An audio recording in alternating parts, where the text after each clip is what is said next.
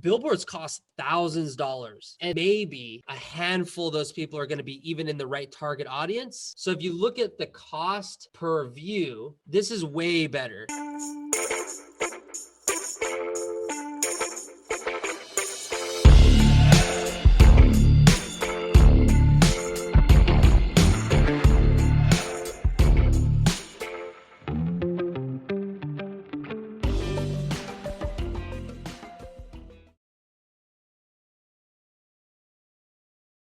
This is actually our company ad manager. So I'm going to go into reporting. When you're doing reporting, so after you run ads for a little bit, it's very, very important that you check them, right? And you actually look at the ads and see what's working, what's not working, and come up with a report. Now, Facebook Ad Manager, they have a really cool tool on the top right. It's actually maybe a little bit below the top, but right below where it says ads, it says column performance, breakdown reports. Now you could download a report if you want. Quite frankly, that's a little confusing, unless they're using a lot of ads, unless they have a lot of stuff going on with their campaigns. It's really unnecessary to download a report. But this column section where it says columns performance, this is really what I want to spend time on, because they already have a couple different settings here. The one I normally always use when I want to check the report for videos is video engagement, but I actually create my own. So if you guys are running ads for people, you want to make sure that you just decide on what you want and what you don't want. I'm going to show you what mine looks like. So I click the columns and it says Zach. We'll start from the very beginning. Delivery, if it's active or not. Bid strategy.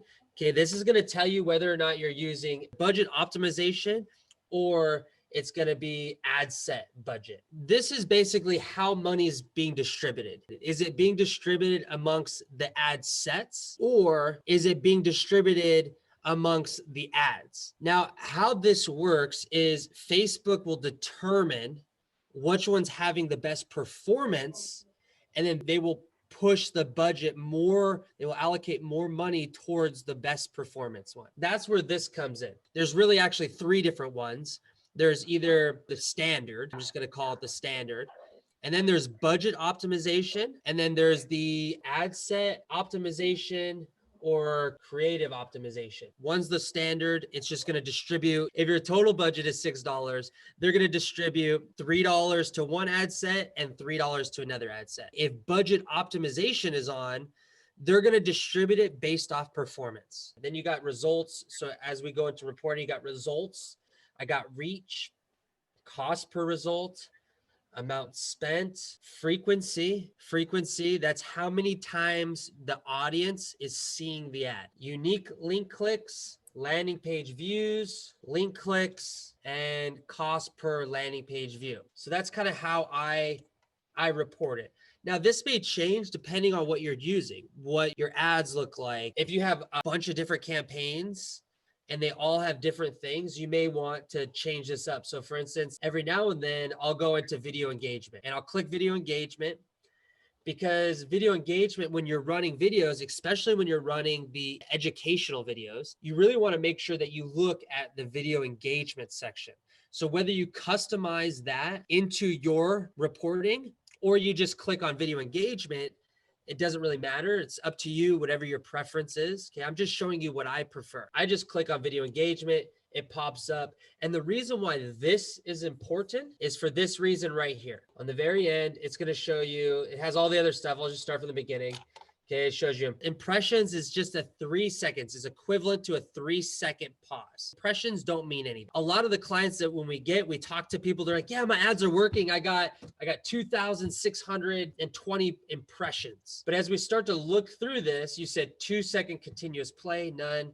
Cost per 2 seconds. All this stuff is irrelevant. I have 3-second video play. So notice that number just dropped in half. So an impression is less impressed on than a 3-second video play. So keep that in mind when you're thinking about how important an impression is. A cost per 3-second video, 1 cent.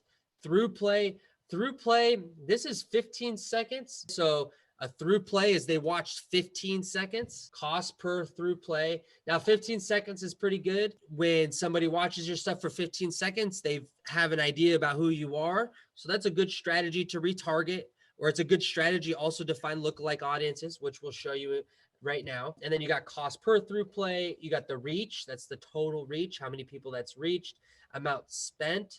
Now, I just want to spend a little time on this for a second, because when people talk about Facebook ads, some people, they're like, you know what? I don't really like Facebook ads, that doesn't work, or I don't really understand it or whatever.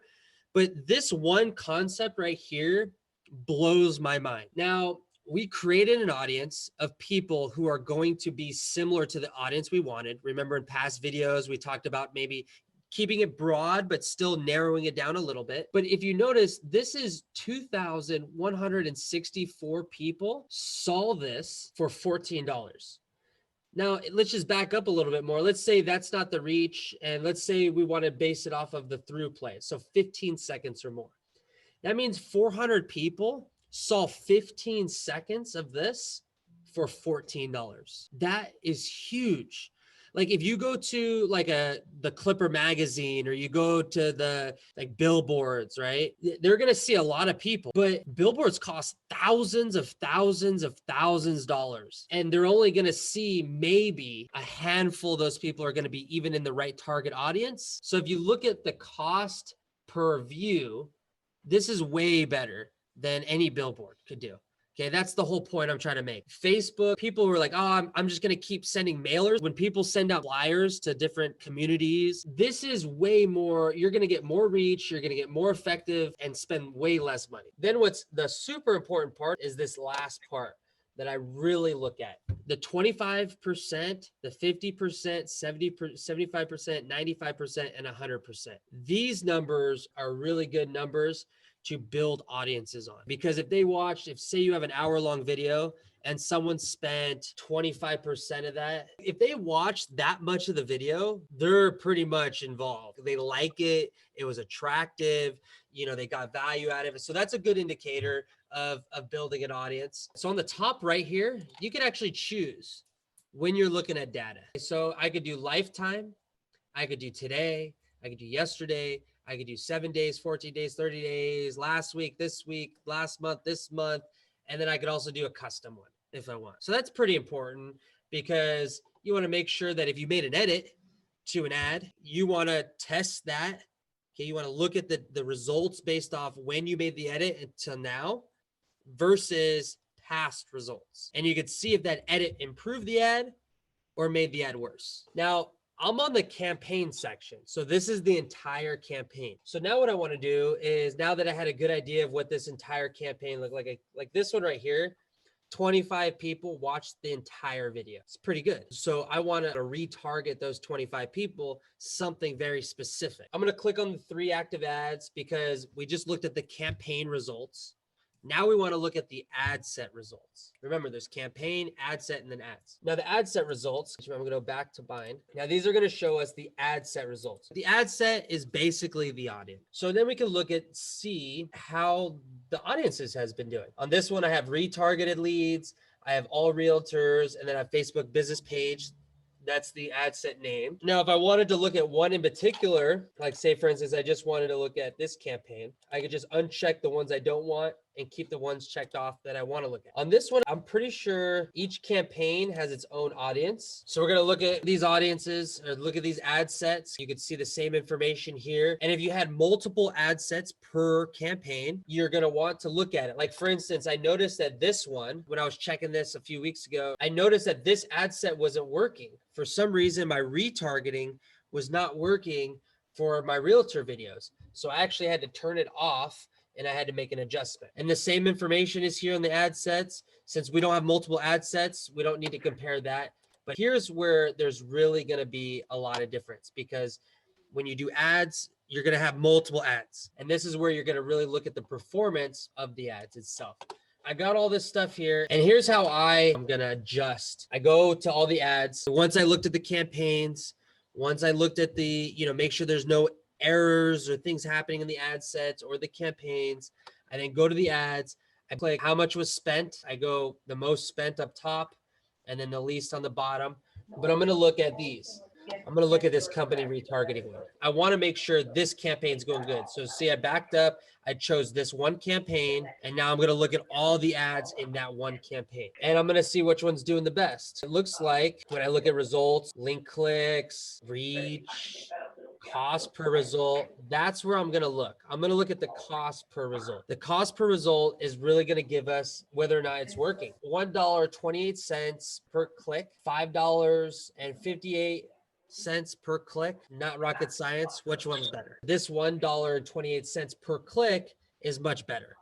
Hi, I'm Zachary D'Amato, founder of a2z123Marketing.com, the company that shows you the real side of marketing.